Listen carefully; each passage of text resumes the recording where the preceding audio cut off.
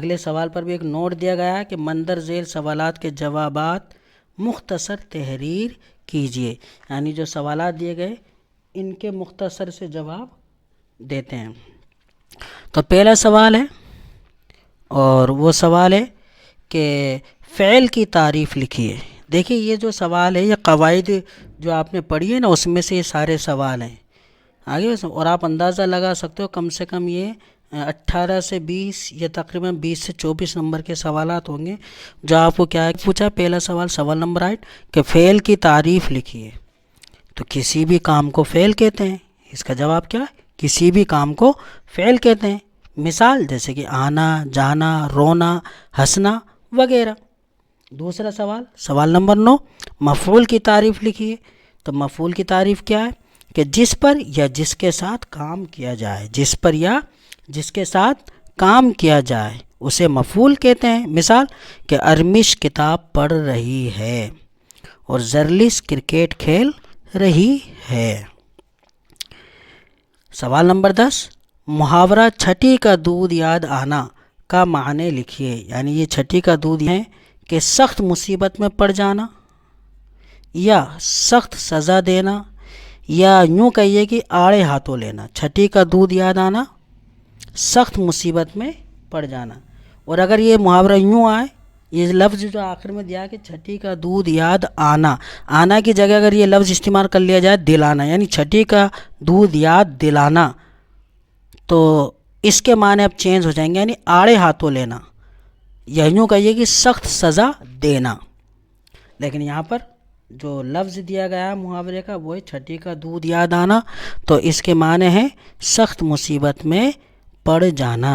اب اس کو جملوں میں بھی استعمال کیجئے۔ تو آپ جملوں میں کیسے استعمال کریں گے اس کو؟ کہ آپ اس طریقے سے استعمال کیجئے کہ روس نے یوکرین کے جہاز گرا کر اسے چھٹی کا دودھ یاد دلا دیا۔ یہ کیا ہے کہ اگلا سوال ہے کہاوت آم کے آم گٹھلیوں کے دام کے معنی لکھیے۔ یعنی آم کے آم گٹھلیوں کے دام کے معنی لکھیے۔ تو اس کے معنی ہر طرح سے دوہرا فائدہ ہونا۔ اس کے معنی ہے ہر طرح سے دوہرا فائدہ ہونا، یا یوں کہیے کہ ہر صورت میں نفع ہی نفع ہونا، ہر صورت میں نفع ہی نفع ہونا۔ اگلا سوال ہے سوال نمبر 12 کہ مندر ذیل الفاظ کے متضاد لکھیں۔ متضاد کہتے ہیں اپوزٹ کو، یعنی الٹے۔ تو یہاں پر جو الفاظ دے شکست اور دوسرا شہر، تو شکست کا متضاد ہوگا بچوں فتح، اور شہر کا متضاد ہوگا گاؤں۔ سوال نمبر 13 مندر ذیل رموز اوقاف کی علامتیں لکھیں۔ اب یہ رموز اوقاف اس کی علامتیں لکھیں۔ تو سوالیہ نشان ہے اور دوسرا ہے ختمہ۔ تو سواشن مارک کو اور ختمہ کہتے ہیں فل اسٹاپ کو، ایک چھوٹی سی لمبی سی لائن ہوتی ہے چھوٹی سی، یہ اس کو کہتے ہیں ختمہ۔ اگر وہ پوچھ لے کہ مندر ذیل رموز اوقاف کی علامتیں لکھیں اور تعریف کیجیے، تو آپ سوالیہ جو نشان اس میں کوشچن مارک کہتے ہیں، تو اس کوشچن مارک بنانے کے بعد اس کی آپ تعریف کیجیے کہ کوئی تعریف کیسے کرو، کوئی سوال کیا جائے تو سوالیہ نشان لگایا جاتا ہے۔ جیسے کہ مثال کے طور پر آپ کا نام کیا ہے، آپ کہاں رہتے ہو، اس طریقے سے۔ اور ختمہ یعنی انگلش میں اس کو کہتے ہیں فل اسٹاپ، اس کی تعریف ہوگی یعنی جملہ ختم ہونے پر ختمہ لگایا جاتا ہے، یعنی بات پوری ہونے پر اس علامت کا استعمال کیا جاتا ہے، یعنی ختمے کی علامت کا استعمال کیا جاتا ہے۔ جیسے کہ ارمش اسکول گئی، اس طریقے سے۔ اگلا سوال ہے سوال نمبر 14 مندر ذیل واحد الفاظ کی جمع الفاظ لکھیں، یعنی جو واحد دیے گئے ان کی جمع بنانی ہے۔ تو واحد الفاظ ہے پہلا فوج، دوسرا ہے بیگم، تو ہمیں ان کی جمع لکھنی ہے۔ تو فوج کی جو جمع ہوگی یعنی بہو وچن ہوگی وہ ہوگی افواج، یعنی ایک وچن کی بہو وچن۔ واحد کی جمع تو فوج کی بہو وچن یعنی جمع کیا ہوگی افواج، اور بیگم کی بہو وچن یعنی جمع کیا ہوگی بیگمات، یعنی فوج کی افواج، بیگم کی بیگمات۔ اگلا سوال ہے سوال نمبر 15 مندر ذیل الفاظ پر سابقے یا لاحقے لگائیے۔ کیا لگائیے؟ سابقے یا لاحقے لگائیے. اب الفاظ جو دیے وہ نصیب ہے اور عزت ہے.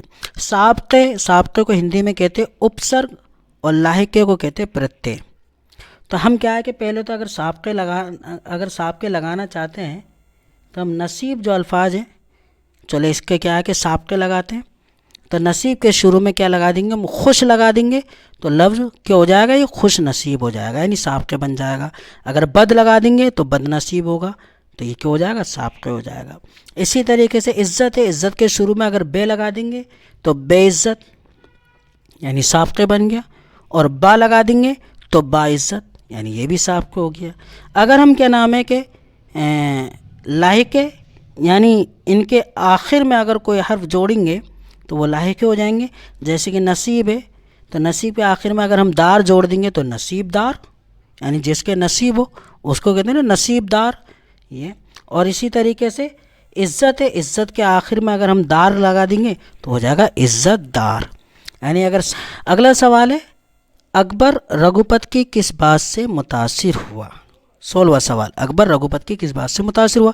تو اس کا جواب ہے اکبر رگھوپت کی اس بات سے متاثر ہوا کہ راجپوت اپنی بات کے دھنی ہوتے ہیں، یعنی راجپوت اپنی بات کے پکے ہوتے ہیں.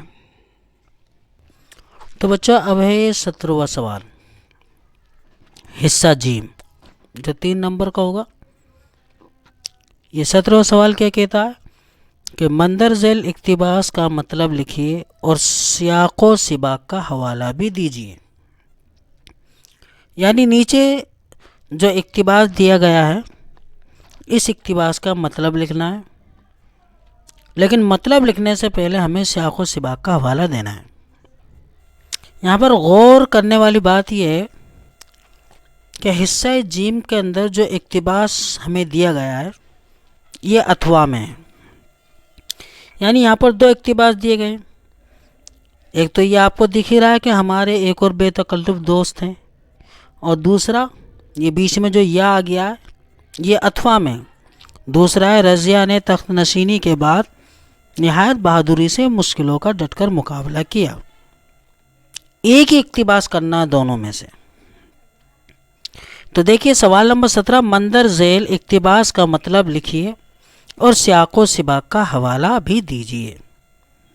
تو سب سے پہلے ہم اقتباس پڑھتے ہیں کہ ہمارے ایک اور بے تکلف دوست ہیں، وہ جہاں کہیں ہم سے ملتے ہیں مصافحہ کرنے کی بجائے بار بار بغل گیر ہو کر بے تکلفی کا اظہار کرتے ہیں.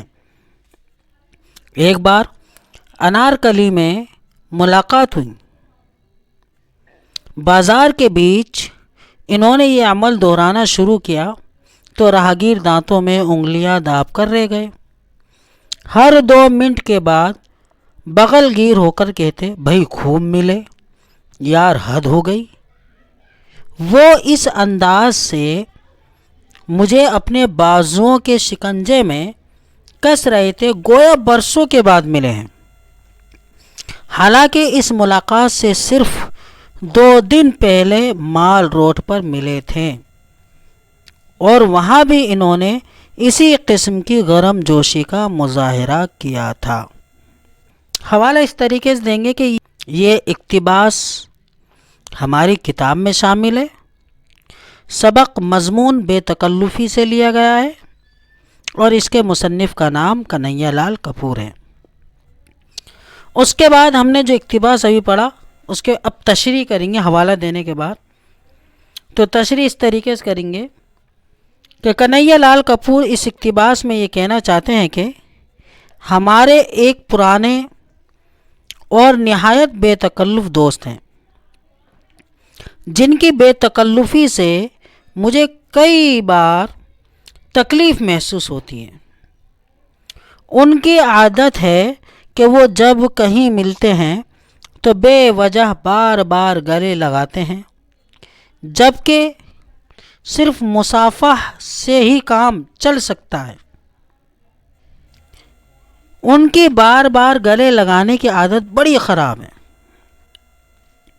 ہماری ان سے انارکلی بازار میں ملاقات ہوئی تو ذرا سی دیر میں وہ بار بار گلے لگا رہے تھے.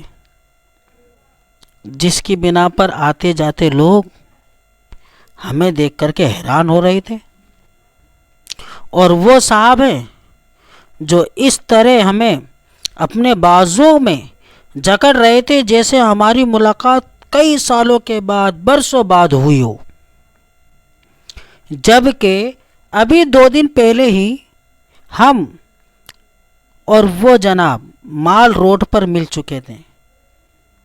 وہاں بھی انہوں نے وہی گرما گرم انداز میں بار بار گلے لگایا تھا اور گرم جوشی کا اظہار کیا تھا۔ تو اس طریقے سے ہمیں اس اقتباس کی تشریح کرنی ہے۔ مان لیجیے اگر یہ اقتباس آپ کو نہیں آ رہا، اس کا حوالہ آپ نہیں دے پا رہے، تو چلو اگلا اقتباس پڑھتے ہیں۔ اگلا اقتباس کیا کہتا ہے کہ رضیہ نے تخت نشینی کے بعد نہایت بہادری سے مشکلوں کا ڈٹ کر مقابلہ کیا۔ وہ فوج کی کمان خود سنبھالتی تھی۔ اس نے بادشاہوں کی طرح قبا اور کلاه پہنی، اپنے نام کے سکے جاری کی، سلطنت میں امن قائم کیا، انتظام کو بہتر بنایا اور عوام کی خوشحالی کا ہر طرح سے خاص خیال رکھا، تجارت کو فروغ دیا، سڑکیں بنوائی، درخت لگوائے اور کنویں کھدوائے۔ اس نے مدرسے اور سرکاری کتب خانے بھی قائم کیے۔ رضیہ سلطان کو خود بھی پڑھنے لکھنے کا شوق تھا۔ وہ اچھی گھڑ سوار تھی اور اسے جنگی اسلحوں کے استعمال کا ہنر بھی آتا تھا۔ اس کی حکومت بنگال سے سندھ تک پھیلی ہوئی تھی۔ تو بچوں اب اس کا حوالہ ہمیں دینا ہے، تو ہم حوالہ کس طریقے سے دیں گے کہ یہ اقتباس ہماری کتاب میں شامل ہے اور مضمون رضیہ سلطان سے لیا گیا ہے۔ بس اتنا ہی حوالہ دیں گے اس کا کہ یہ اقتباس ہماری کتاب میں شامل ہے اور مضمون رضیہ سلطان سے لیا گیا ہے۔ اب ہم نے اس میں مصنف کا حوالہ کیوں نہیں دیا؟ کیونکہ کہ اس لیسن کا، اس سبق کا، اس مضمون کا کوئی مصنف ہی نہیں ہے، کوئی رائٹر ہی نہیں ہے، اسی لیے ہم نے یہاں پر مصنف کا حوالہ نہیں دیا، صرف اور صرف سبق کا حوالہ دیا ہے کہ یہ سبق ہماری کتاب میں شامل ہے اور رضیہ سلطان مضمون سے لیا گیا ہے۔ اب اس کی ہمیں تشریح کیسے کرنی؟ تو تشریح دیکھیے، ہم اس طرح سے کریں گے کہ رضیہ سلطان ہندوستان کی پہلی ایسی خاتون تھی جو ہندوستان کی ملکہ بنی، جو دہلی کے تخت پر بیٹھی، اور دہلی کے تخت پر بیٹھنے کے بعد اس نے کیا کرا؟ بڑی بہادری سے مشکلوں کا ڈٹ کر مقابلہ کیا، کیونکہ کہ جس وقت وہ دہلی کے تخت پر بیٹھی تھی اس وقت دہلی کے حالات بہت زیادہ خراب ہو چکے تھے، اسی لیے رضیہ سلطان کو کئی مشکلوں کا ڈٹ کر مقابلہ کرنا پڑا۔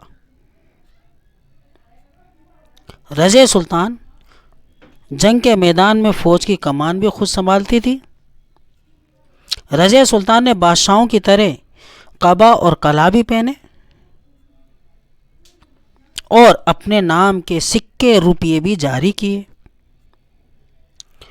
رضیہ سلطان جس وقت تخت نشین ہوئی تھی، جس وقت ملکہ بنی تھی، اس وقت اس کی سلطنت میں کیا ہے کہ امن بڑا خراب تھا، ماحول بڑا خراب تھا، جس کی بنا پر رضیہ سلطان نے اپنی سلطنت میں سب سے پہلے امن قائم کیا۔ جو بد نظمی پھیلی ہوئی تھی اس بد نظمی کو سدھارا اور ایک اچھا انتظام پیدا کیا، اور انتظام کو جس حد تک ہو سکا اس حد تک بہتر بنانے کی کوشش کی، اور خاص طور پر عوام کی خوشحالی کا بہت زیادہ خیال رکھا، بزنس کو، تجارت کو व्यापार को बढ़ावा दिया और सड़कें बनवाई, पेड़ पौधे लगवाए, लोगों के जो पानी की ज़रूरत होती है उसको पूरा किया और उसको पूरा करने के लिए कुएं खुदवाए। उसने मदरसे और सरकारी कुतुब खाने भी कायम किए ताकि आवाम तालीम हासिल कर सके। रज़िया सुल्तान को ख़ुद भी पढ़ने लिखने का शौक़ था और वो अच्छी घुड़सवार भी थी।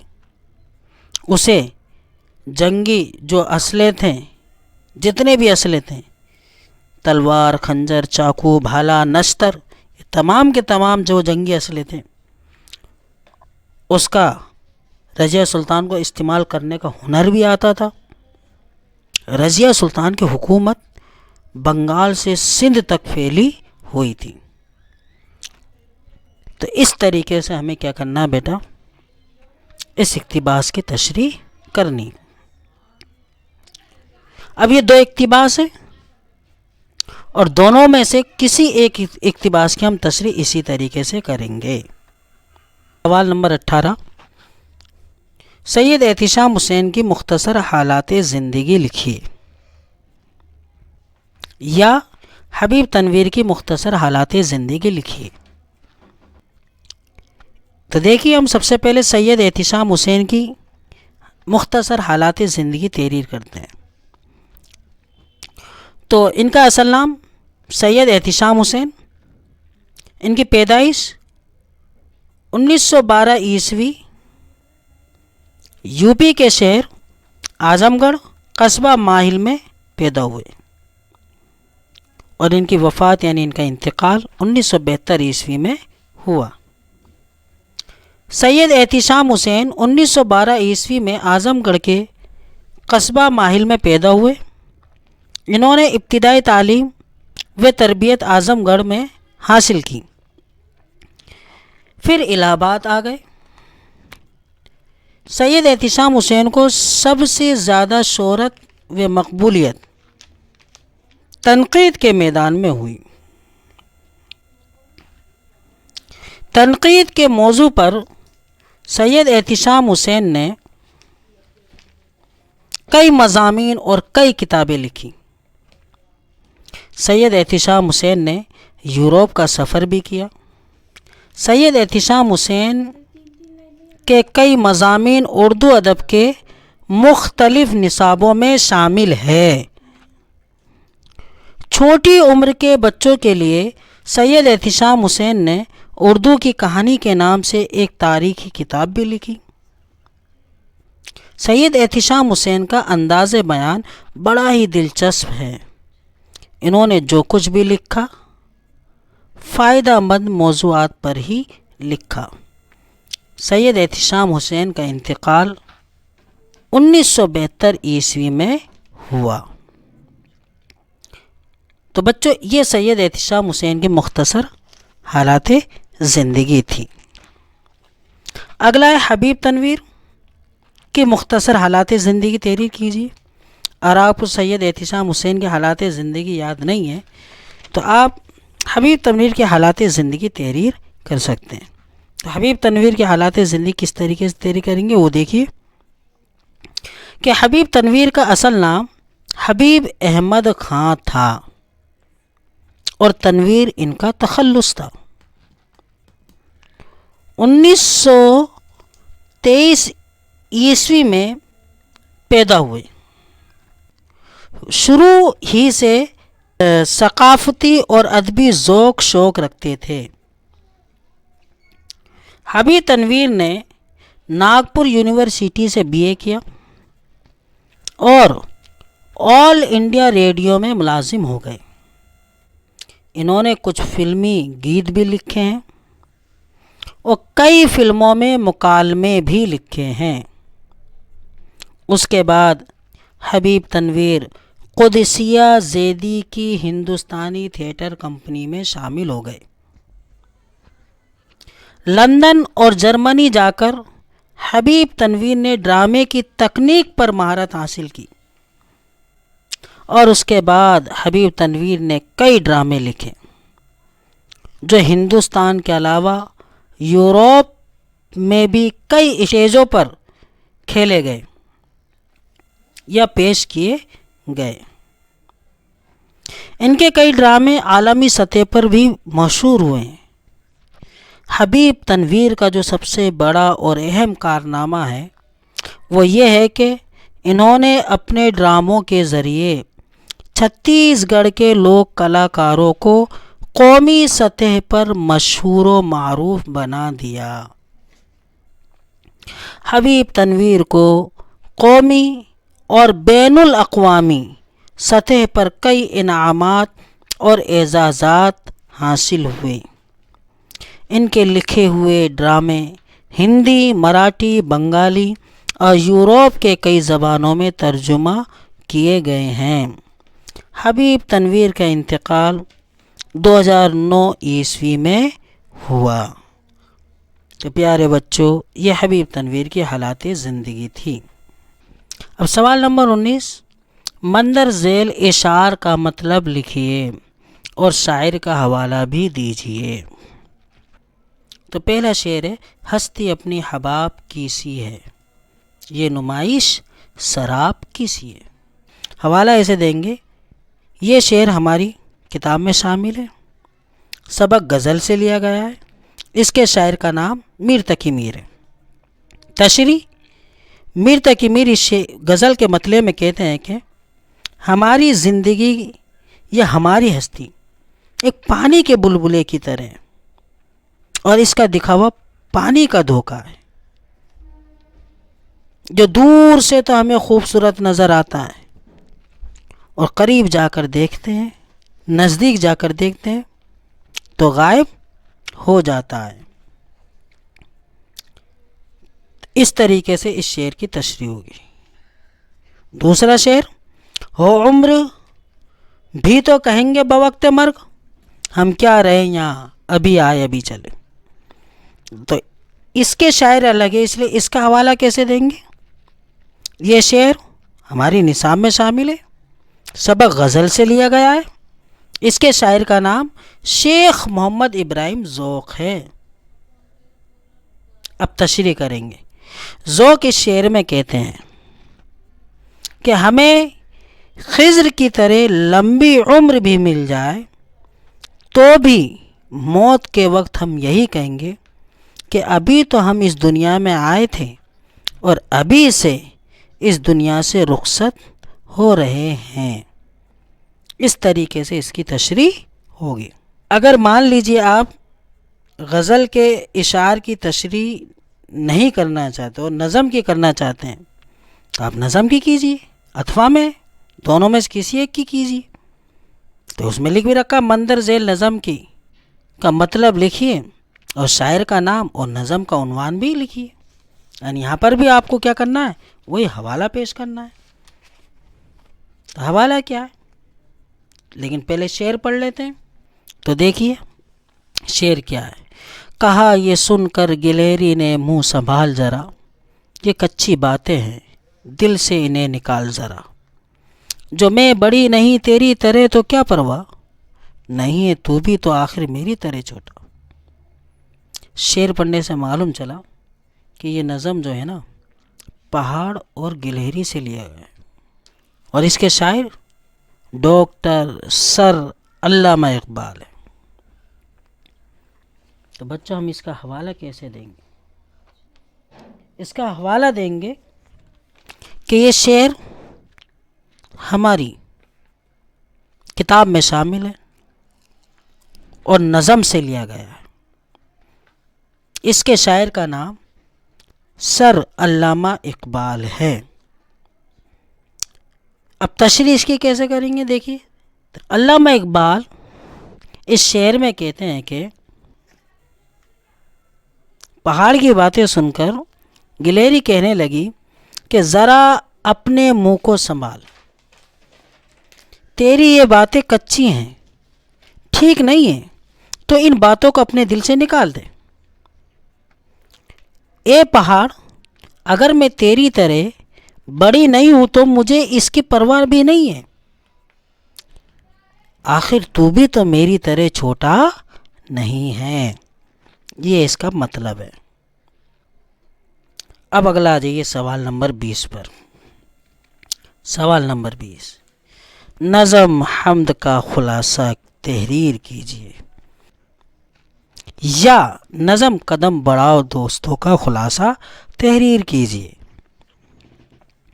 تو دیکھیے ہم نظم حمد کا خلاصہ تحریر کرتے ہیں. یہ نظم حمد ہے. اس کے شاعر مولانا اسماعیل میٹھی ہے.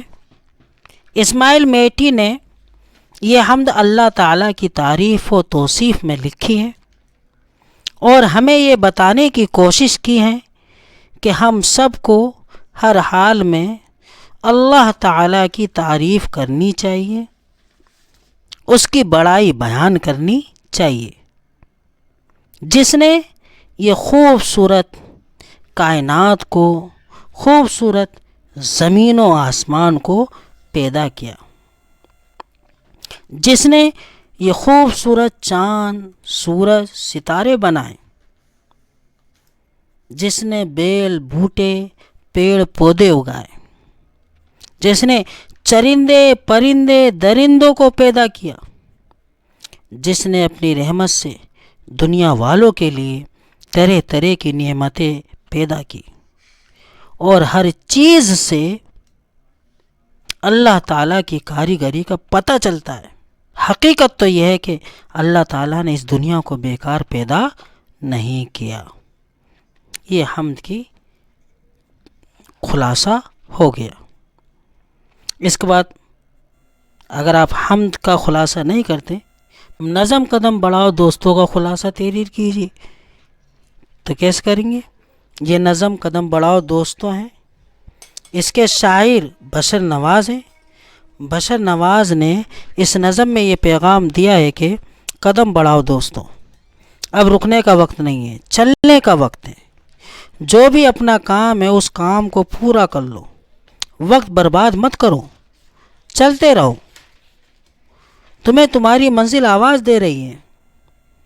زمانہ آگے نکل گیا ہے, تمہارے راستے نور سے دھلے ہوئے ہیں. باغ کھل رہا ہے, آسمان صاف ستھرا ہے. تم پیچھے رہ گئے ہو, چلتے رہو. اب تم بھی آگے چلو, قدم روکنے کی ضرورت نہیں. راہوں میں چراغ جلانے کا وقت ہے. وطن کا یہی سنگار ہے. وطن کے باہر کا موسم بھی تو یہی ہے, اس لیے اب چلتے چلو. ابھی تمہارے سفر کی شروعات ہے. ہر ایک رکاوٹ سے مقابلہ کرتے ہوئے آگے قدم بڑھاتے ہوئے چلو. اگر راستے میں کوئی گپھا یا پہاڑ آئے تو اس گپھا اور پہاڑ کو نظر انداز کر دو اور قدم سے قدم ملا کر کے آگے بڑھتے چلے جاؤ. اپنے وطن کی مٹی کو خوبصورت باغ بناؤ اور باغ کی ہر ایک ایک پگڈنڈیوں کو ستاروں کی طرح چمکدار بناؤ, اور باغ کی ہر کلی کو نکھارو اور پیار محبت کے دیپ جلاؤ, کیونکہ یہ باغ تمہارا ہے, یہ وطن تمہارا ہے, اور اس باغ پر تمہارا اختیار ہے, اس وطن پر تمہارا اختیار ہے. اس طریقے سے آپ کو نظم قدم بڑھاؤ دوستوں کا خلاصہ کرنا ہے.